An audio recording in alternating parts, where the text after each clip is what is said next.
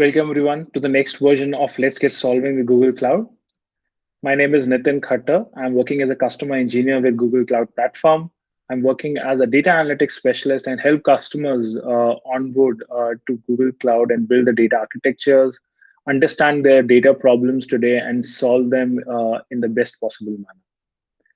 So today we'll understand and look at how you can do a predictive analytics using the AI notebooks or AI platform notebooks that we have within Google Cloud. In the last sessions, we have looked across that first starting with data flow, that how you can do the streaming analytics using data flow, bring in the data which is generated into streams through PubSub using data flow, ingest it into a data warehouse like BigQuery. In the next session, we looked at, from BigQuery, how you can analyze the data, do a lot of SQL-based analysis within BigQuery itself. And then in the third session, we looked at how we're using Data Studio, you can build very quickly dashboards and interactive reports on your data, which could be sitting in BigQuery or in multiple different data sources of Google Marketing Platform or SQL or others. So today, we'll also look at how you can analyze the same data which is there in BigQuery and analyze it using notebooks, using Jupyter as a lab or Jupyter as a service offering that we have within Google Cloud. And we'll see that how quickly you can do that. So for all the users who are more data engineers, who are data scientists, who want to build some custom models on the top of the data, and the data is sitting within the data warehouse BigQuery, how quickly they can use it using the notebook environment, and also run queries on BigQuery directly, bring the data into their Jupyter Hub, and start using that for building models. So without much ado, let's move ahead. So first of all, as we always say, that we'll look at what is the objective that we're trying to achieve. So when you have a business objective and you have an AI absorption or some sort of a strategy on AI or ML, we normally look at these three factors: speed, effort, and customization. So with speed, how fast I can do that, okay? Depending upon my AI strategy and depending upon my business objective or a particular use case that would demand, there would be different set of use cases. There could be use cases which requires that very quickly I should be able to act upon my data, generate models, and start generating my predictive insights. While there could be some use cases where I can have a speed at a lower. And depending upon how I'm using my AI, the speed could vary. Similarly, from the effort standpoint, similarly from the customization standpoint. So if you look at the different AI options, if we are using AI out of the box, we are trying to use an AI which is already built in with some sort of workflows. It is already built on a pre-baked fashion. You already have APIs available for the vision, speech. You don't directly just apply that AI and start getting the insights. So you would see there is a least effort required. The speed is quite high. The time to generate the insights is quite low. It's very faster. You can generate it, and you will be having least way of customizing it. So that is where you won't have to customize a lot of things, and neither you have any sort of a way to customize that or freedom to customize that, and you have to use the AI out of the box. Now, any of the use cases, for example, think of image OCR. Okay, you are trying to capture and metadata out of a particular image or a video, or you want to do speech analysis like speech to text and text to speech, or doing any translation. All those things you would not require something to build a model of your own. Rather, what you would be needing is some sort of out of the box AI API that I can utilize and put it onto my data and start consuming the insights that are being generated out of those APIs. So those will fall into these kind of a pillar where you're using AI out of the box. Then the second option could be deploying a custom AI. Let's say I am using the same vision APIs, but I want to give my own images, my own labels that I have attached with those images. Let's say there are particular invoices I'm scanning, and I want to look at how I can classify on the top of the data that I have. So I want to build some customizations on the top of the AI available. Here, if you look at, we'll not be looking at building the model from the scratch. We'll be looking at how I can provide a labeled data set, how I can train the model on the top of existing model that can be suited to my domain that I am working towards. So here, if you look at this from the speed standpoint, though it will be lesser than the AI out of the box, uh, but and the effort would be extra because you will be labeling the data set, but you will have a higher freedom of customization, higher degree of customization, because you are now able to customize the same model for your own domain data. But it is still faster compared to all the three ways that we are looking on the slide. And last, as I said, is where you're trying to look at how you want to build from the scratch. If there any specific deep learning model I want to build that, if there's a specific use case where I want to build the AI model from the scratch, I want to completely own that. Very high degree of customization. But we need to also understand that that will come up with a very high effort required. The speed and the time to generate the models is the time is going to be high and it's going to be slow. So we also have to counter those aspects as well. And then the use cases could be around, as I said, you want to build your own model, your own classification model or recommendation kind of a model, or any sort of segmentation model that you want to do. All these would require you to build the model from the scratch.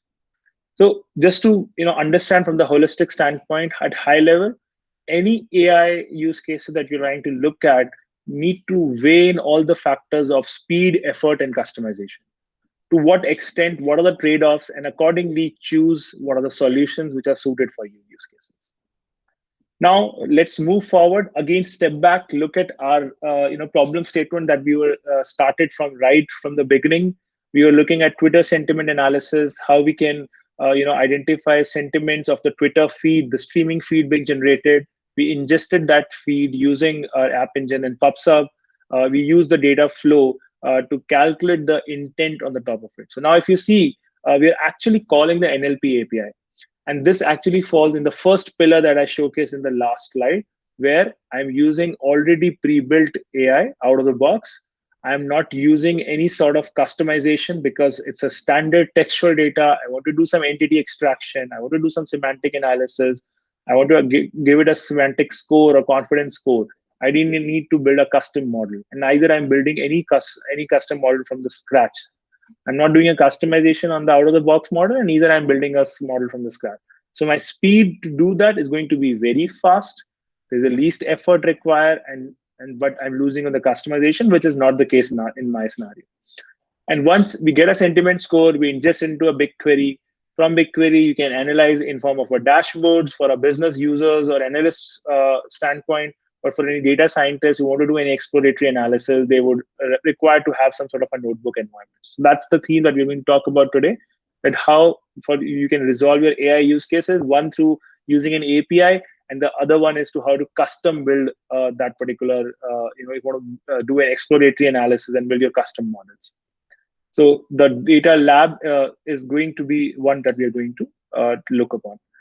So now I talked about the AI platform and we looked at the three different pillars. So how does those pillars transform into something that we have in Google Cloud? So we have what is called AI platform for every level of expertise we looked at. So as I said, there are pre-trained APIs within AI platform available, which can help you detect your objects, do OCRs for vision, for speech, for video, for any sort of translation use cases, or you're doing any other NLP use cases. We have APIs, pre-trained APIs available. As we said, fastest, least effort required, but low customization also available. The second is the custom AI model, the second pillar we talked about, where you want to give your own label data sets based on my domain data that I have. So there will be a little extra effort required. The time would also to create the model would also increase because you're building custom model. But customization is minimal. I'm not building an algorithm from the scratch, but I'm just trying to build the label data set, the training data set. So I can use it for vision, and there's AutoML version available for vision, for NLP, for video, for even structured data, what you call as AutoML tables. So all of these AutoML versions actually help me solve some of my domain-driven use cases with least effort required on the customization of the algorithm, but there's an effort required on customization of the data set that we're creating.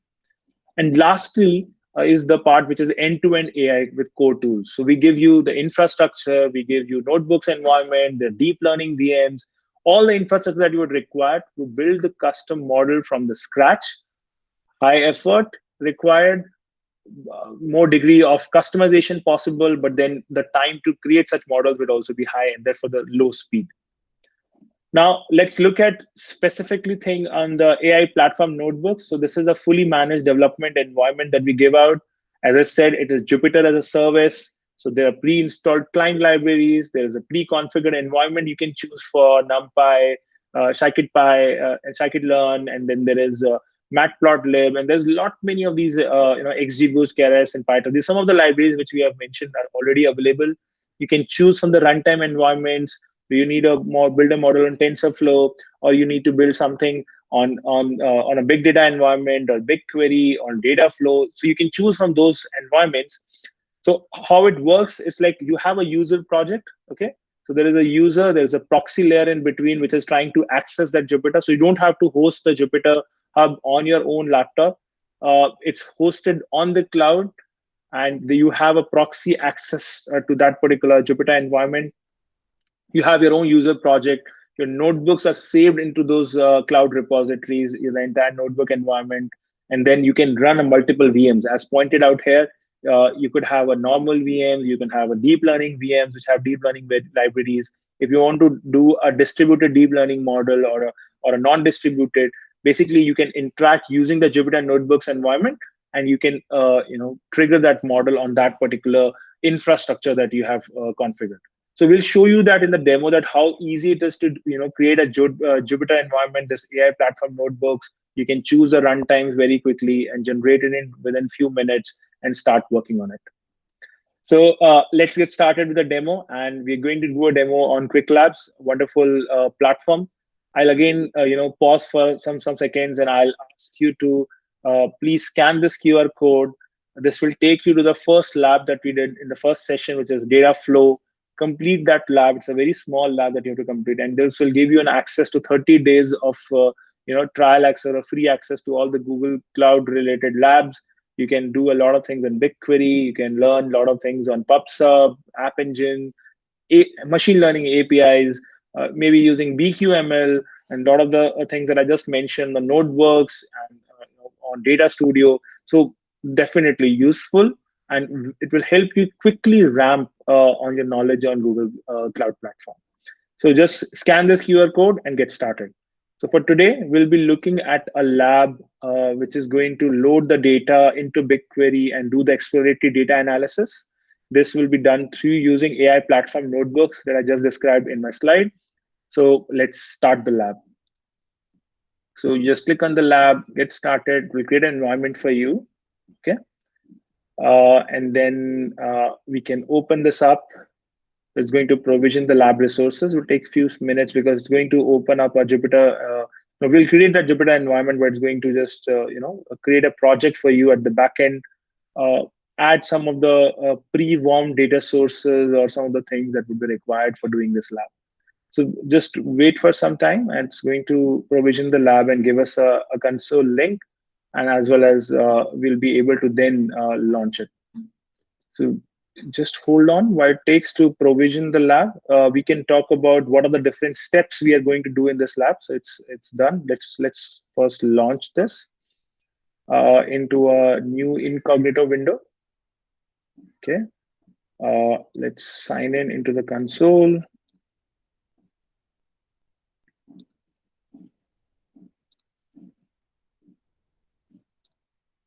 Let's follow the steps. So that's what the beauty of Qwiklabs is. It already creates a user credentials for you. It launches the environment, pre-warms it, depending on a particular use case. I don't have to spend too much time in enabling the Google Cloud Platform and doing things on my own.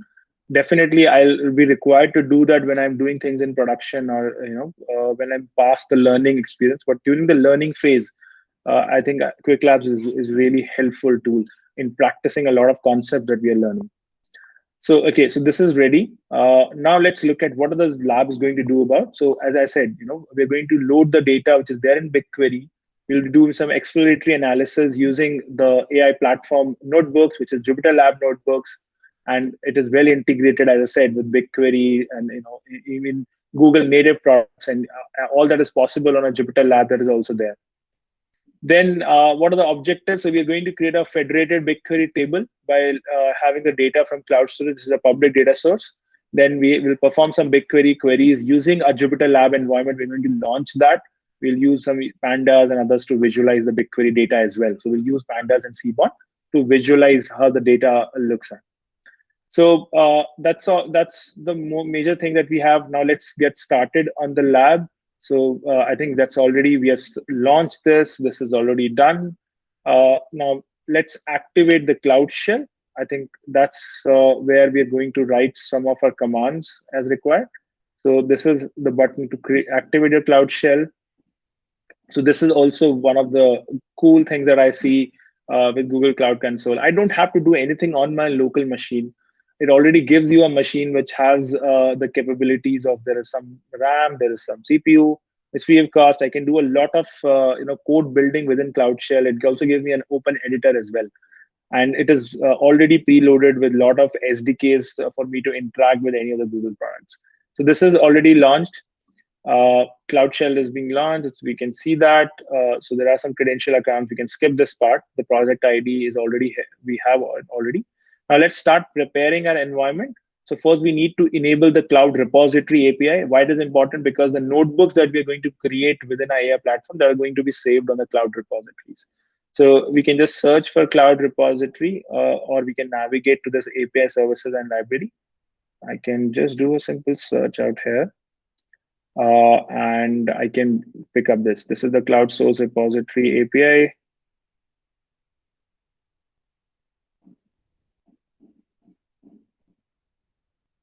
I think it's already enabled, so it should not be a problem.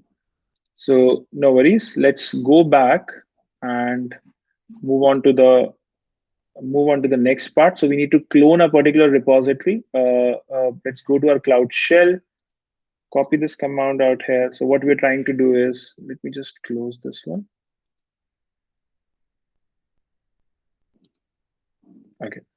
So here we're going to clone a particular repository from a GitHub. So this is having all the data that we would be requiring to, some sample data and some sample labs and some sample notebooks as well. So let's go back. We need to change this to a particular location. We'll put the project ID, and then we're going to create a BigQuery table. So this is done. Just choose this particular link to set your environment variables. It's asking me to authorize on that API call. It's done. And we can also set up the bucket. Okay, so this is done. Now let's create a federated table. Okay, what do you mean by a federated table? I think we're not covered in the past, but there are two ways you can query the data using BigQuery. Either you have the data within BigQuery itself. That's what we have seen in the previous labs. You can also federate the data. Means the data is not in BigQuery. It's outside of BigQuery. It could be in Cloud Storage or Cloud SQL. In our case, it's going to be Cloud SQL. I can create an external table, a schema representation on the top of that flat data, and I can query that data directly without inserting into BigQuery. That comes really handy when you don't want to load every single data. You want to do some ad hoc analysis. You can create an external table, start querying that data without the need of loading that into BigQuery. But we'll see the difference in the performance. There's a slight difference. It takes a little more time for you to load the data, query the data which is there in the federated data source. Reason being that data is copied and then it is crunched and then the query is being done. Rather, the data is already there in BigQuery, so it is immediately available, and therefore it takes lesser time to crunch that data. Let's create this external table. So let's go back, copy this thing. So what we're doing is we are making a BQ make. We are passing external table definition. So within this GitHub repository, we already have a definition. There's a flights data source that we have, and there is a that's the name of the data set and the data table that we are creating. And this is the schema that is attached to that particular data source.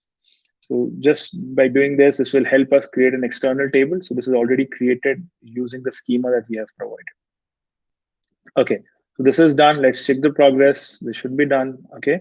So now, before doing the next step, that is, doing any analysis on the BigQuery itself, let's start a notebook environment. I'll say we should do that first because that is also going to take few minutes.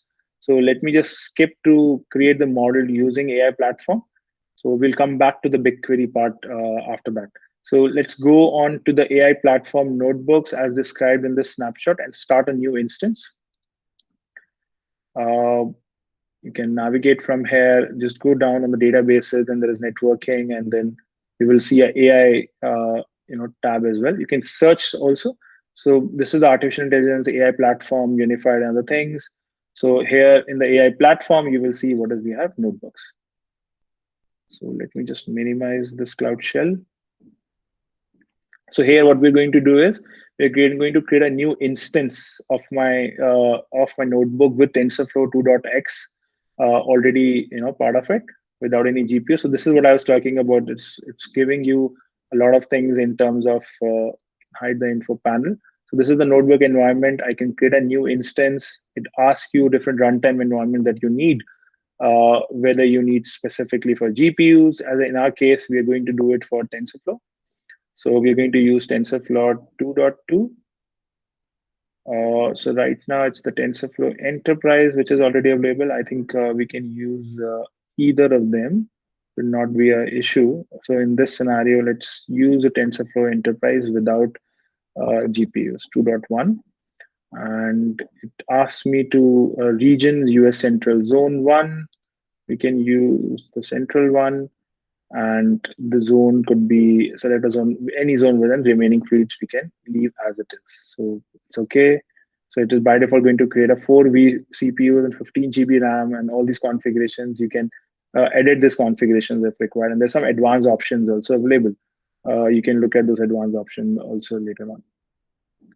Yeah, so here it brings those advanced options. You want to set up any environment variables, add any GPUs if required, any advanced things in the boot disk, all that can be done. So let's create this. So it will take 2-3 minutes to actually bring up the server with this required libraries and have the Jupyter Hub or JupyterLab already on the top of it. So we'll open that. Just before that, let's wait for some time before it shows me the JupyterLab link, and we can go back to what we were doing on the BigQuery side of it. Okay. So we already created a table on BigQuery, an external table. So we completed till this task. Now let's open the BigQuery console. Just go here, search for the BigQuery console. Okay. So, or you can search from top as well. So we have within this a big data module. Within that, we will have BigQuery. So let me open that into a new tab. So here, the external table that we have created, the federated table, we look at querying that table. We understand what are different attribute that column has. So that we'll do out here. And I can minimize this Cloud Shell again. So as you see, there is a project already here, and dismiss this one. So here is the flight data set that we created. Within that data set, if you see, you're going to have two different tables. So this is a federated table that we created. Let's look at some of the details of this table. So as you see, it's mentioned the external data configuration. It shows you it is pointing to this particular source URI, what is the source format, encoding, other things, and what is the schema that you can go through it. So this is a flights data set. It's having all the flights information, the carrier, airline, what was the original airport, destination airport, the flight that happened. Okay, and this is also a similar data set, very similar schema. The only difference is the data is already loaded. So you will not see an external configuration. You will see that there's a 1 GB of data with 5 million rows already loaded into this. And we'll simply run few queries and compare what is the difference. When I saw that there's a federated version of this data set versus the actual data set. So if you go here, we'll run a simple query. Okay. This is going to first run on the federated data set. So what we're trying to do is just doing a group by on the origin, and we are doing an average of the arrival and the departure delay. So if you look at the results, it took 1 second, some 5 MB process data, and then based on the origin and other things. Now let's look at if we run this query. So this is the result as expected. Now let's compare this with the data set with almost a full worth of data on this. So let's copy this and directly query the data which is there. So let's do a compose new query. So here we are doing a group by the origin, the additional that thing that we're doing, but we're doing in the directly table, not the federated one. There's some departure delay and number of flights, and then we are doing a further subquery on the top of it where we are doing a further where clause on the number of flights that we have calculated from the subquery. So let's run this one. So this is going to only process 115 MB of data. Again, took almost clearly 1 second to do that. So this is the difference you would normally see that with a federated versus a non-federated, which is a persistent data set, that is going to run much faster compared to the federated data set that we have. And it's all going to be 12 times larger as well because we are running on the complete data set. And if you look at the execution details specifically, it will show you that what is the input. This is the way you look at and look at some of your queries which might be taking time, how you can optimize that. So you will look at from the input side, directly leading from that particular, what are the different things that doing in aggregation and writing it. And you can go into different stages and you can look at started with 5 million rows and finally the first stage. So you can do a lot of this analysis by looking at this data on the execution details. So that's how easy it is to run data on the federated data source. And if you want to compare, you can compare it with your persistent data source, but you can also have data on your cloud storage and query it using BigQuery. So that's also one of the areas that BigQuery comes handy with. Okay, so this is done. Now let's move back to our exploratory analysis that we were using our AI platform. We already launched this. So let's look at whether it is completely launched. Yes, this is done. Let's click on this open JupyterLab. It's going to launch the JupyterLab environment for me that we have created. So if you look at a VM is created with all the different things that we wanted, you can stop this instances and you will not be charged for that. But this the entire template that we have created will remain as it is. And if you've done some customization, so every time you're doing some an exploratory analysis, come in the morning, start using notebook environment and just stop that instance and go back. So that's how easy it is for you to manage this Jupyter Lab environment and with all the ready integrations. So now let's look at the Jupyter Lab environment. We already have launched one. Let's start a notebook of with Python 3. That's what's asking us to do. So let's check the progress. Yes, the notebook instance is up. We have launched this. Let's and if you already worked with notebook environment, it already comes with the descriptors like percentage HTML. So we have also created what this one is a percentage BQ. So you can directly write BQ queries. We'll be doing that also. So if you just do and run this one, so you'll see, yes, it is going to print in HTML. Similarly, you can use Bash, you can use HTML, you can use BigQuery, or you can directly write a Python code also in another cell. If someone has already worked, they must be familiar. Otherwise, this is really a good environment, good way for you to query any of the data. So don't need to write any of sort of your Python code in your local environments and then use a notebook environment. You can do all sort of analysis out here itself. And now we're going to run a simple BigQuery also. So let's first of all put something in the SDK. Let's look at the directory. This is home Jupyter, and we'll see what all libraries are already present out here. So we'll do a piff. So these are some of the libraries and things which are already installed. So you don't have to do a lot of these things. So it's already preloaded with a lot of Google Cloud and other libraries. But for this particular lab, we would have to install some of the things on, or maybe upgrade a Google Cloud BigQuery library and install the BigQuery storage.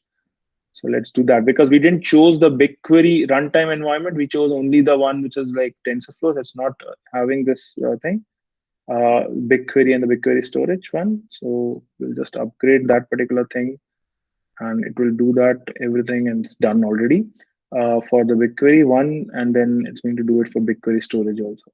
So now let's look at what is the thing we are going to do now. So we're going to build a simple, Python script where we're going to call the BigQuery. So in the one of the cells, we are going to import the matplotlib because we are going to visualize as well.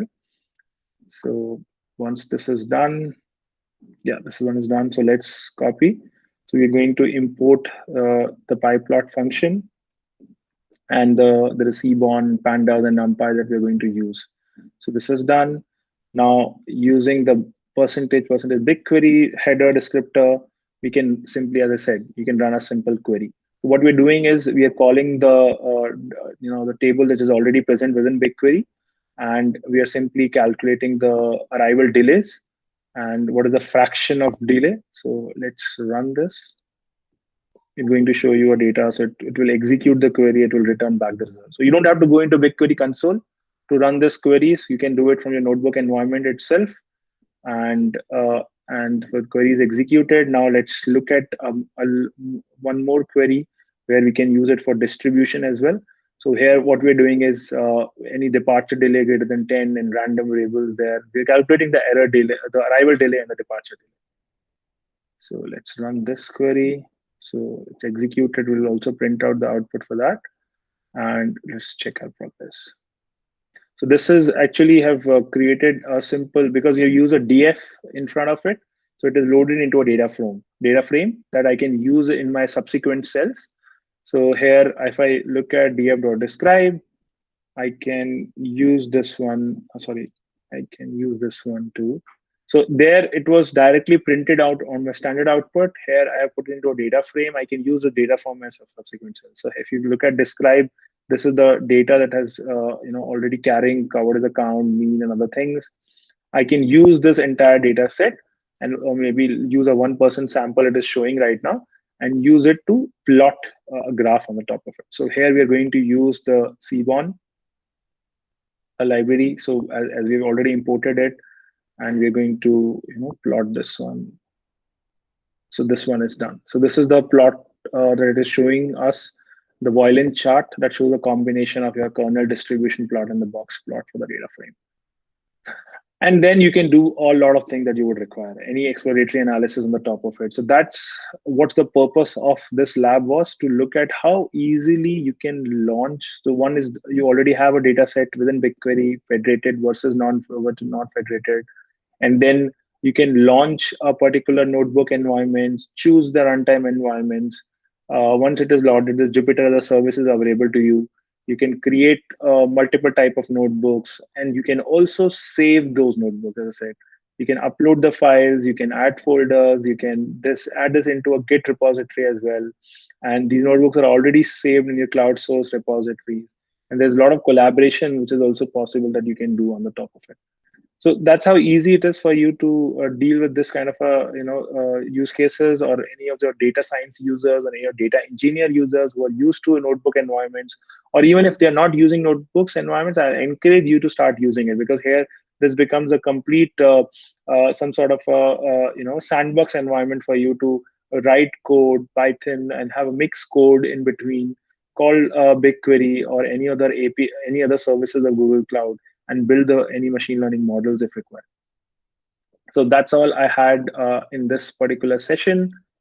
Let's move back. I'm hoping that you must have you run the lab. So again, take time, do the particular lab on data flow, get the 30 days access to Qwiklabs, start using it to learn for any of the things that we have seen so far. So all in all, in last 4 sessions, we looked at how using data flow you can start tackling your streaming events. We looked at the problem statement, which is Twitter stream analysis, and looked at end to end how you can build that using PubSub data flow. How you can use data flow to insert data from PubSub, read that data, put it into BigQuery using a very simple templatized fashion. And if you want to do a customization, you can also do that within BigQuery, how easily you can crunch the data using SQL scripts. You don't have to run any nodes. BigQuery is completely serverless, and you can do an interactive manner as well. And then from BigQuery, you can use that particular data that you have generated or insights you have generated, plot it or visualize it into a dashboards for your analyst users. and those dashboards can be shared. They can have integrations, and you can do all sort of interactive analysis on the top of it by adding filters. At the same time, you can use the same BigQuery data to analyze in you for your data scientist purposes, or data engineers who want to use a notebook environment. They can also from your notebooks integrate with BigQuery and start analyzing or build any sort of ML models, and those that can be utilized for your different set of users. So that's how easy it is, and we looked at end to end how we can do this.